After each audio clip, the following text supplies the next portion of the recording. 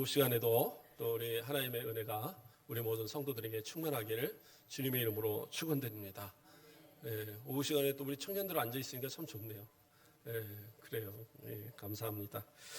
오늘 말씀의 제목은 요구하시는 본분이라는 제목으로 우리 소유림답 제 39번부터 42번까지 이렇게 쭉 살펴보도록 하겠습니다. 여러 문항을 살피지만 내용이 간단해요. 그래서 쭉 살펴보듯이 그리고 중요한 이야기들을 좀 설명하면서 그렇게 쭉 살펴보도록 하겠습니다. 우리가 앞서서 이제까지 이제 쭉 살핀 부분들은 그 성령님에 또 대한 부분, 그 전에 예수님, 그 전에 이제 하나님에 대한 부분, 이렇게 삼위일체 하나님의 구원과 관계된 부분에 대해서 우리가 쭉 살폈어요. 이제 이야기하는 것은 구원받은 성도들이 어떻게 살아가야 되고, 그러니까 하나님께 어떠한 이 사명을 가지고 살아가야 되느냐, 이런 부분을 이제 살피는 겁니다. 사실 생각해 보면 구원에 있어서는 우리의 어떤 노력이나 어떤 공로가 아무것도 적용되는 건 없어요. 무조건적인 은혜로, 그렇죠? 전적 타락에 빠졌던 우리가 무조건적인 은혜로 구원받은 거니까 그것에 구원에 대해서는 우리는 어떤 것도 우리가 내세울 것이 없는데, 그러나 예수 그리스도를 믿은 구원받은 성도라고 한다면 하나님 앞에 분명히 우리가 요구되는 본분이 있다라는 거예요.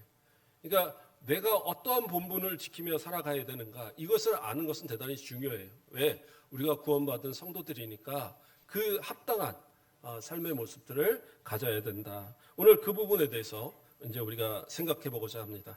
자, 소유리 문답 제 39문 한번 띄워주시겠어요? 같이 읽어보겠습니다. 시작. 하나님께서 사람에게 요구하시는 본분이 무엇인가? 요구하시는 본분이 무엇인가? 예전에 창조과학회 교수님의 이제 수업을 들은 적이 있었어요. 창조과학회. 그래서 창조과학회는 진화를 주장하는 과학자들에 대한 반론을 이렇게 제기하고 그것을 증명하는 그러한 분들이에요. 그런데 누군가 질문을 던졌습니다. 창조과학회에서는 이 진화론을 반대해서 성경에 이 하나님께서 모든 세상을 창조하셨다는 사실을 증명하고 그러한 것을 어떻게 연구하고 계십니까? 라는 것을 질문을 던졌어요. 그러니까 어떠한 방식으로 이 창조에 대해서 연구를 하고 증명을 하시느냐. 그랬을 때 그 교수님 하시는 얘기가 뭐라고 얘기를 하냐면, 우리는 창조에 대한 것을 증명하려고 연구하는 게 아닙니다 라고 얘기를 하는 거예요. 아니, 창조과학이면 창조에 대해서 연구를 해야 되는데 이게 아니라고 하니까 이게 무슨 얘기냐. 그 의미가 어떤 얘기라고 이제 다시 설명을 하는데, 우리는 진화론자들이 또 세상의 다른 그 과학자들이 성경이 틀렸다라고 얘기하면서 자신들의 주장을, 그러니까 이것이 어떤 과학적으로 증명된 것도 아닌 것을 자신들이 이 가설을 세워놓고 이 가설을 이래 짜맞춰 갖고 결론이 이렇다라고 말하고, 그리고 그것이 과학이다라고 얘기해서 아이들한테 가르치고 대학생들한테 가르치고 이러한 이제 모습을 보이기 때문에 자신들은 그들이 말하는 것이 틀렸다라는 것, 그들이 말하는 것이 잘못됐다라는 것을, 그것을 증명하기 위해서 창조과학회가 연구를 합니다라는 얘기를 하더라고요. 그 이유가 어떻게 보면 정확한 답입니다. 왜냐하면 우리는 성경을 통해서만 하나님께서 어떻게 하셨는가를 알거든요. 창조의 사역을 보면서 하나님께서 6일 동안 세상을 창조하시고 제7일에 안식하셨다라는 그 사실, 그것을 우리는 알아요. 물론 그 첫째 날의 빛, 둘째 날에 뭐 궁창, 이런 식으로 우리는 그 내용도 분명히 어느 정도 알고 있지만, 그러나 이것이 과학적으로 어떻게 되느냐, 우리는 그렇게 생각하지 않아요. 왜? 태초에 하나님이 천지를 창조하셨느니라. 하나님께서 그렇게 하셨다라고 성경은 돼 있잖아요. 우리는 성경을 믿고 예수 그리스도를 믿는 그 성도로서 하나님의 말씀을 믿기 때문에 하나님이 창조하셨다면 그것을 의심할 이유가 없어요. 그런데 우리가 왜 그런 창조과학회 같은 사람들이 연구를 하느냐? 그거는 이것을 증명하고자 하는 것이 아니라 세상의 사람들이 자신들의 주장을, 증명되지 않는 주장을 가지고 성도들을 미혹하게 하려고 하니까 그것을 방어하기 위해서 그저 연구하는 것뿐이에요. 왜? 하나님의 말씀에 허락하지 않은 부분을 연구한다고 해서 더 많이 어떤 것을 증명해낼 수 있는 건 사실은 아니거든요. 왜? 성경이 말하지 않으니까. 그처럼 성경은 말하지 않는 것이 참 많이 있어요. 또 우리가 이해할 수 없는 것도 대단히 많이 있어요. 그것을 갖다 다 일일이 설명하지 않아요. 성경은. 왜? 그 많은 부분들 설명하지 않는 비밀로 붙여져 있는 성경에서 설명하지 않는 것들은 그것이 우리 가운데 유익이 되지 않으니까 굳이 설명할 이유가 없는 거예요. 또한 그것이 아무런 논란이 될 이유가 없는 거잖아요. 하나님이 창조하셨다라는 것. 그냥 그리고 사람을 만드셨다라는 것. 그렇죠? 예, 사람이 범죄해서 또 그 죄로 인해서 사망이 왔다는 것. 성경이 다 가르쳐 주고 있고 지금 우리가 다 그대로 살아가고 있잖아요. 그러면 그냥 그것을 믿으면 되는데 그 이상의 것을 자꾸 뭔가를 자꾸 찾고 의심하고 그러다 보면 그것이 이제 문제가 되겠죠. 물론 의문을 갖는 건 괜찮아요. 뭔가 궁금한 건 괜찮아요. 그러면 궁금하면 어떻게 해야 돼요? 정당한 방법을 통해서 목사님을 통해서 묻든지 또 신앙에 연륜 있는 분들을 통해서 묻든지 이런 모습을 가져야지 어디 뭐 성경 공부 한 번 한다 그래갖고 저기 뭐 이단 같은 데 찾아가고 그러면 안 됩니다. 성경이 그런 식으로 풀어가는 게 아니에요. 그래서 우리 성도들은 성경이 허락하는, 그러니까 성경이 가는 데까지만 가고, 예, 성경이 멈추는 데서 멈추는, 우리 하나님께서 주신 이 말씀 안에서의 이 믿음으로 살아가는 그러한 모습이 되어야 된다는 거예요. 그래서 오늘 이 요구하시는 본문에 대한 그 답이 뭡니까? 제 39번을 보면 39문의 답 뭐라고 나옵니까? 읽어볼까요? 시작. 하나님께서 사람에게 요구하시는 본분은 그 나타내 보이신 뜻을 복종하는 것이다. 아멘. 이겁니다. 그러니까 하나님께서 보여주시고 뜻하신 것을 드러내신 것, 이것은 뭐예요? 그것을 순종하라는 거예요.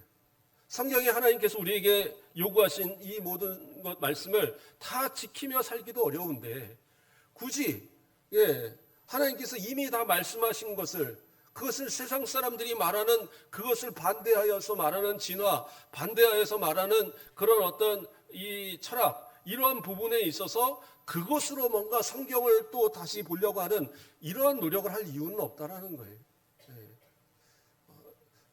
그럼으로써 우리에게 보여주신 그 뜻하신 그것에 우리는 온전히 복종하고 그 말씀을 따라 살아가는 것이 바로 우리에게 주어진 본분이다. 이렇게 이제 말씀하시는 거예요. 자, 하나님의 말씀에 이 불순종한 대표적인 인물을 좀 찾으라 그러면 저는 사울 왕이 생각이 나더라고요. 사울 왕은 어떤 모습입니까? 하나님께서 세우신, 물론 백성들이 왕을 달라고 막 요구해서 그렇게 세워졌지만 하나님께서 사무엘을 통해서 기름 부어서 세운 첫 번째 왕입니다. 그런데 이가 왕이 되고 아말렉과의 전투, 하나님의 명령을 따라 아말렉과의 전투를 이렇게 하게 되는데 하나님의 명령은 뭐냐면 아주 간단합니다. 진멸이에요. 진멸. 진멸이라는 말은 뭐냐면 아무것도 남기지 않고 다 없애버리라는 얘기예요. 완전히 없애버리라. 그래서 그 아말렉의 사람뿐만 아니라 짐승과 그곳에 있는 뭐 집이나 또 어떤 보물 같은 것까지라도 다 없애고 하나도 손대지 말라고 하나님은 명령하셨어요. 그랬는데 어떻게 해요? 이 사울왕은 그렇게 하지 않았어요. 하찮은 것은 진멸하고 좋아 보이는 것은 그것은 자기가 가져왔어요. 그리고는 핑계대기를 뭐라고 됩니까? 하나님께 제사하려고. 그리고 나서 또 책망받으니까 백성이 두려워서 여러 가지 핑계를 댑니다. 하나님은 그 사건을 사무엘을 통해서 책망하기 전에 이미 뭐라고 얘기하시느냐? 내가 사울을 왕으로 세운 것을 후회하노니 라고 말씀하고 계세요. 물론 하나님은 사람이 아니시기 때문에 후회하지 않으세요. 하신 일에 하나님의 예정을 따라 이루어지는 것이지만 하나님께서 후회하신다라는 표현은 뭐냐 하면 이 만드신 사람이 또 세우신 이 사람이 하나님의 뜻에 합당하게 살아가지 않는다라는 것, 그것을 가슴 아파하시는 표현이에요. 이 말이 혹시 우리에게 주어지진 않는가? 우리는 두려운 마음으로 바라봐야 돼요. 우리가 혹시 하나님께서 우리에게 요구하시는 그 본분, 하나님의 뜻, 하나님의 말씀을 따라 우리 가운데 가르쳐 주시고 살아가라고 명령하시는데 이 가운데 하찮은 것은 와서 이거는 좀 지킬 만한데 이것은 지키고, 좀 어려운 것은 이것은 난 못 지켜. 그리고 포기해버리고, 그러면서 나는 신앙생활을 잘하는 것처럼 포장하면 그게 옳은 거냐? 아니다라는 거예요. 하나님의 말씀은 주신 그 뜻대로 순종해야지. 만약에 내가 하나님 말씀을 거역하고 하나님의 말씀이 내게 말하시는 것을 따라 순종하지 않으면 결국에는 어떻게 해요? 하나님께서 너를 구원한 것을 후회한다라고 말씀하시면 어떻게 되겠어요? 물론 신약에 있어서 예수 그리스도를 믿는 성령께서 내주하시는 우리 성도들은 그러한 사람들이 되지 않죠. 성령께서 우리 가운데 붙들어 주시고, 우리가 이미 다 배운 거지만 성령께서 우리를 끝까지 이끌어 주시기 때문에 우리가 그러한 이 하나님께서 후회하실 만한 상황까지 만들지는 않겠지만, 그러나 그렇다 할지라도 지금의 우리의 모습을 돌아보며 가면 갈수록 더 주님 앞에 가는 그날까지 점점 우리의 신앙이 올바른 하나님 말씀에 합당한 모습으로 변해가야 되는 것, 그것은 우리에게 또 노력으로서 우리가 해야 될 그러한 모습이다라는 겁니다.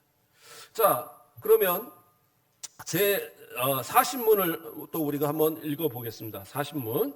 자, 읽어보겠습니다. 시작. 하나님께서 자기에게 복종할 규칙으로 사람에게 처음 나타내 보이신 것이 무엇인가?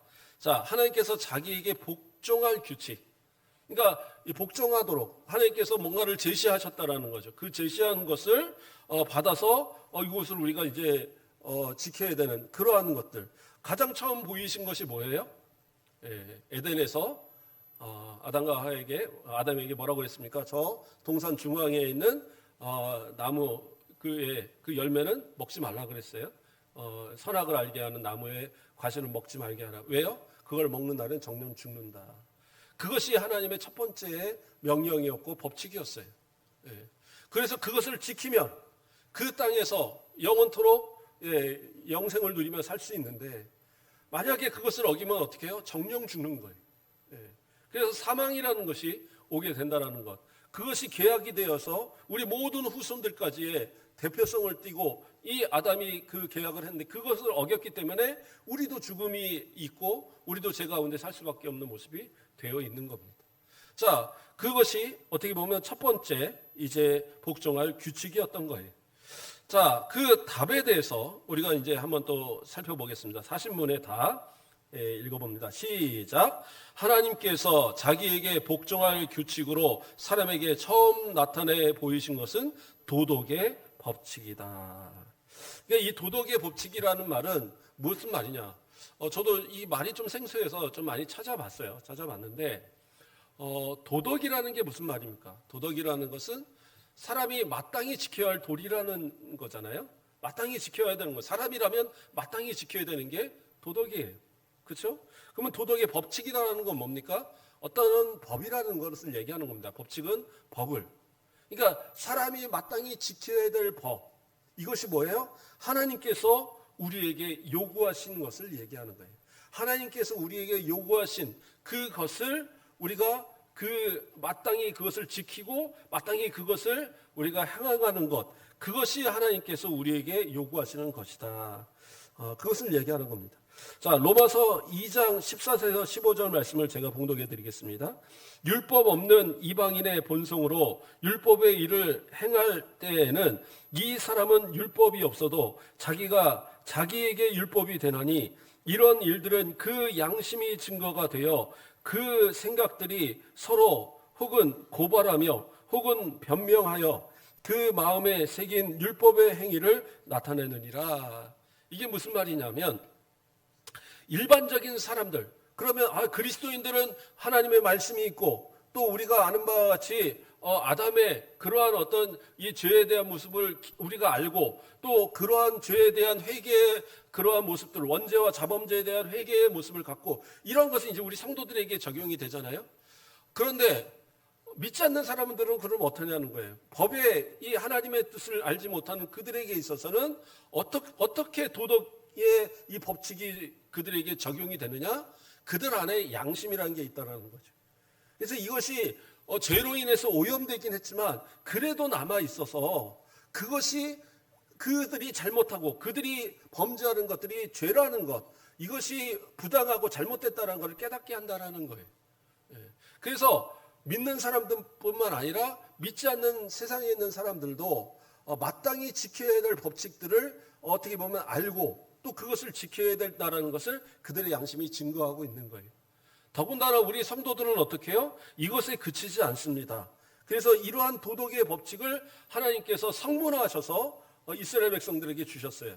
모세가 어떻게 합니까? 40일 동안 저 시내산에 올라가서 하나님 앞에 금식하며 또 하나님의 말씀을 듣는 가운데 하나님께서 어떻게 해요? 두 돌판을 준비해서 거기다가 기록하시고 그것을 가지고 내려가게 하셨는데, 첫 번째 것은 이스라엘 백성들이 우상을 섬기고 막 그러니까 거기다 갖다 냈다 때려 부셨죠. 왜? 하나님과의 맺은 언약이 이제 불필요하여졌다라는 사실, 이미 맺었던 언약이 깨졌다는 의미에서 그걸 깨버린 거예요. 그러고 그들이 그 다음에 그 모든 죄에 대한 것을 처벌한 다음에 하나님께 간절히 기도해서 하나님께 다시 허락을 맡아서 이번에는 두 돌판을 준비해서 올라오라고 하니까 그 두 돌판을 준비해서 올라갔고 그곳에 이제 하나님께서 써주셨어요.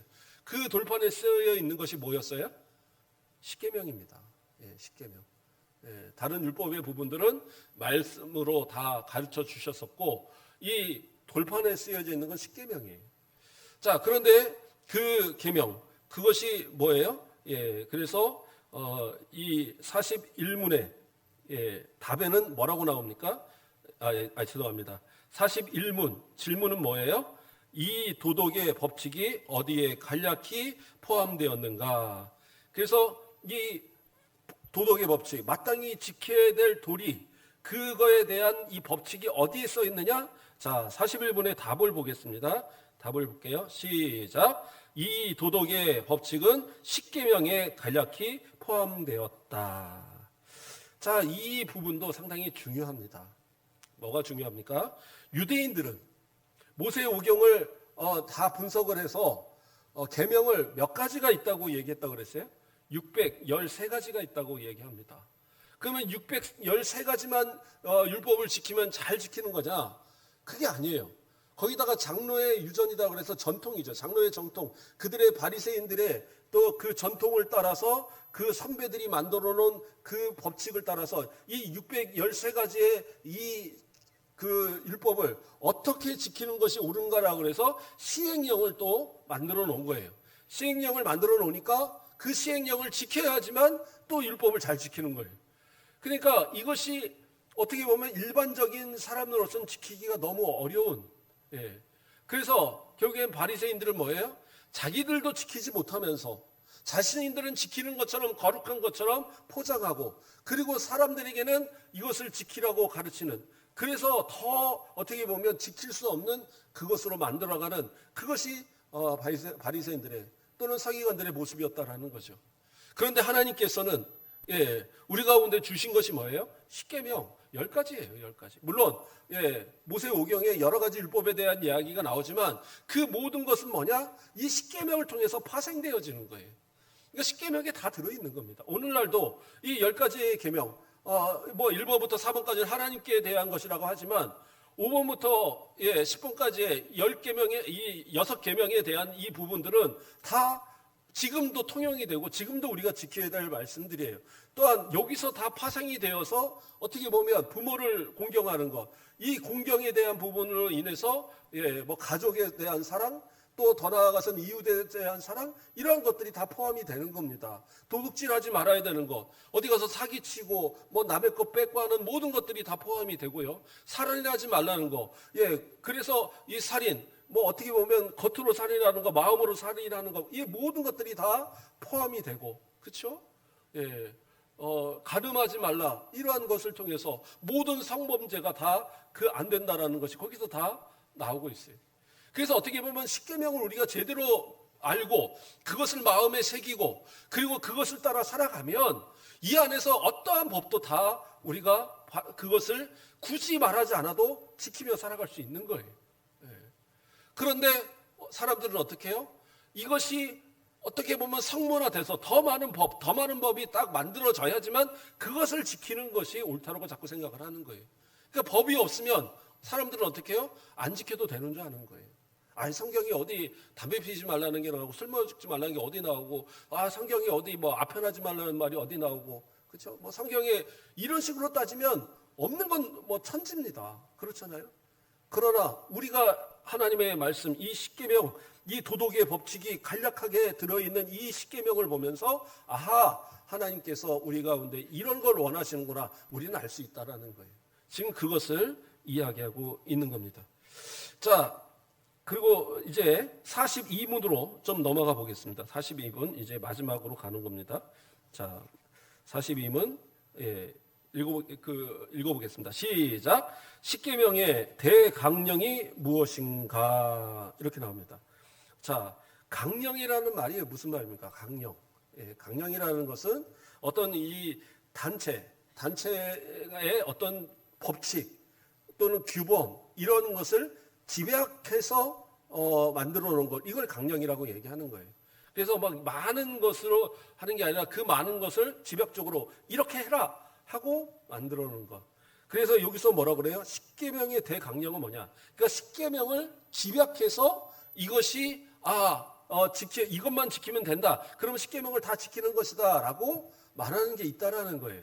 자, 이것에 대해서 한번 답을 보겠습니다. 시작. 십계명의 대강령은 우리의 마음을 다하고 성품을 다하고 뜻을 다하고 힘을 다하여 주 우리 하나님을 사랑하고 또 이웃 사랑하기를 자기 몸과 같이 하라 하신 것이다. 네, 아멘. 자, 이 부분에 대해서 마태복음 22장 37절에서 40절에 이 말씀이 그대로 나와요. 이 부분이. 근데 이 말씀을 하신 그 부분이 왜 이렇게 말씀을 하셨느냐? 예수님을 시험하기 위해서 율법학자가 와서 바로 십계명에 대해서 이 말씀을 한 거예요. 그래서 율법 중에 어느 계명이 크냐라고 물어본 거예요. 그래서 어느 계명이 크냐? 그래서 큰 계명을 한번 대봐라. 그래서 서로 논쟁을 하려고 말을 걸은 거예요. 그런데 예수님께서 뭐라고 하셨느냐?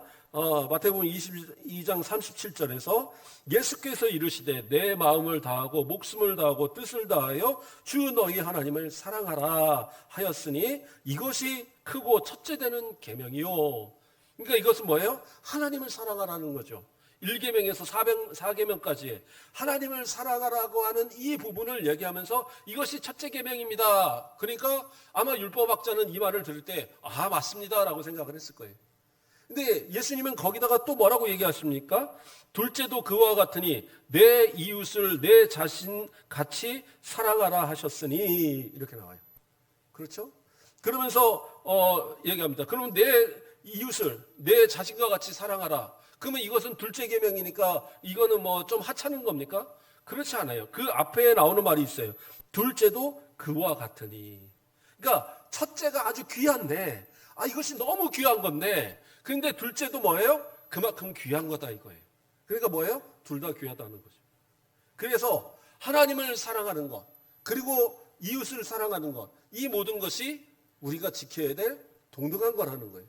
그래서 40절 말씀에 가서 이 두 계명이 온 율법과 선지자의 강령이라. 그래서 이 십계명 더 나아가서 모세오경의 모든 더 나아가서는 뭐 선지서까지 다 포함해서 모든 말씀의 가장 중심은 뭐냐? 하나님을 사랑하고 내 이웃을 내 몸과 같이 사랑하라. 이 두 가지라는 거예요. 이것에 다 걸려 있다라는 거예요. 그러니까 십계명을 아예 그냥 축약을 해서 만들어 버리셨죠. 그래서 바로 우리에게 이 말씀을 이 강령 대강령을 우리가 지켜야 된다. 그래서 앞에서 말씀하셨던 그 도덕의 법칙 이 성문화되지 않았던 것들이 이 십계명을 통해서 명확하게 우리 가운데 알려주셨고 또 그 십계명을 다시 또 예수님은 축약하셔서 이 강령으로서 뭐라고 그래요? 하나님을 사랑하고 내 이웃을 내 몸과 같이 사랑하라 이렇게 또한 말씀하셨어요. 근데 이 말씀을 더 축약해서 어떻게 보면 예수님은 말씀하고 계세요. 요한복음 13장 34절 말씀을 보면 새 계명을 너희에게 주노니 서로 사랑하라. 내가 너희를 사랑한 것 같이 너희도 사랑하라. 서로 사랑하고 그 사랑을 베풀고 그리고 그 사랑이 바로 예수님이 하신 것을 본받아서 그리고 사랑하는 그 사랑이라고 한다면 이 사랑은 하나님 사랑, 이웃 사랑을 다 지킨 완성이다라고 말하고 있는 거예요. 바울 사도도 이야기합니다. 로마서 13장 10절에 사랑은 이웃에게 악을 행하지 아니하나니 그러므로 사랑은 율법의 완성이니라. 그러니까 우리가 진짜 사랑, 오늘 뭐 오전에도 참된 사랑 이렇게 우리가 살피고 했지만, 그러한 진짜 사랑을 할 수 있는 이유는 뭐냐? 우리가 예수 그리스도를 믿음을 통하여서 하나님을 사랑하고 내 이웃을 사랑하는 이 모든 것, 이 중심이 되는 이 사랑을 우리가 지킬 때에 그것이 진짜 참된 사랑을 우리가 하고 있는 거라는 거죠. 그래서 이 사랑을 할 때에 모든 율법을 다 지키는 것이고, 우리가 힘으로서는 율법을 지킬 수 없어요. 만약에 어떤 누군가가 율법을 100% 나는 지킵니다. 그래서 그것이 진짜 하나님 앞에 인정이 된다? 그러면 그 사람은 예수님 믿을 필요가 없는 거예요. 그런데 성경은 분명히 얘기하잖아요. 의인은 없나니 하나도 없다. 이건 뭐예요? 내 힘 갖고 내 스스로 갖고는 율법을 지킬 수 없다는 거예요. 그 누구도 지킬 수 없어요. 그렇기 때문에 방법은 뭐예요? 예수 그리스도를 통해서 많이 구원이 있는데, 예수 그리스도를 통해서 구원받은 성도들은 뭐예요? 사랑을 가졌기 때문에 그 모든 율법을 다 지킨 거라는 거예요. 그래서 율법의 완성인 겁니다. 오늘은 여기까지입니다. 오늘 짧게 했죠. 여러 가지 문항이 나왔지만, 그러나 결국의 말씀은 뭐예요? 하나님의 말씀을 온전히 그 뜻을 순종하는 그러한 삶을 사는 것이 우리의 본분인데, 그것이 결국에 뭐냐? 사랑이다라는 거. 많이 사랑하시고, 오늘 말씀을 마치면서 옆분한테 사랑합니다 한번 고백을 진하게, 내가 먼저 사랑하고 내가 사랑하겠습니다. 좀 멋졌습니까? 사랑 많이 하시고, 그것이 바로 우리가 구원받았다는 증거고, 사랑을 많이 하는 것이 그것이 진짜 전도하는 방법이에요. 그리스도인들이 야박하다, 그리스도인들 참 못됐다, 뭐 이런 말만 듣지 마시고, 옛날에 제가 어렸을 때 어느 양복집 그 사장님이 어느 큰 교회 집사님이신데, 그분이 그 얘기를 하는 거예요. 같이 그 아버님 친구라서 가서 앉아 있는데, 나도 교회 다니지만 양복집 와서 이 맞춤 양복하면서 깎겠다고 하는 사람 보면 다 기독교인들이라는 거예요. 그러면서 제발 그러시지 않았으면 좋겠다고, 욕먹는다고 이런 얘기를 하더라고요. 그것이 우리가 되지 말고 사랑하고, 더 많이 사랑하고, 때로는 좀 손해봐도 그것이 뭐 크게 뭐 우리가 망하고 뭐 이런 거 아니면 양보하고, 그래서 그 사랑을 통해서 예수 그리스도의 사랑을 온 세상에 또 복음을 전하여서 수많은 영혼들을 주님 앞으로 이끌어내는 우리 모든 하나님의 뜻에 복종하는 우리 모든 성도들 되길 주님의 이름으로 축원드립니다. 기도하겠습니다. 사랑의 하나님, 감사를 드립니다. 우리를 사랑하여 주시고, 우리를 오늘도 주의 전으로 불러주시며 주의 사랑으로 또 충만하게 하시고, 이 사랑 가지고 또 살아갈 수 있도록 은혜 주심을 감사드립니다. 한순간도 주님 안에서 벗어나지 않게 하시고, 하나님의 뜻을 저버리지 말게 하시고, 내게 명령하신 모든 것을, 우리에게 주신 대강령을, 우리에게 주신 사랑의 완성의 이 계명을 우리가 끝까지 지켜갈 수 있는 복된 자들 되도록 축복하여 주시옵소서. 감사합니다. 예수 그리스도의 이름으로 기도드립니다. 아멘. 감사합니다. 우리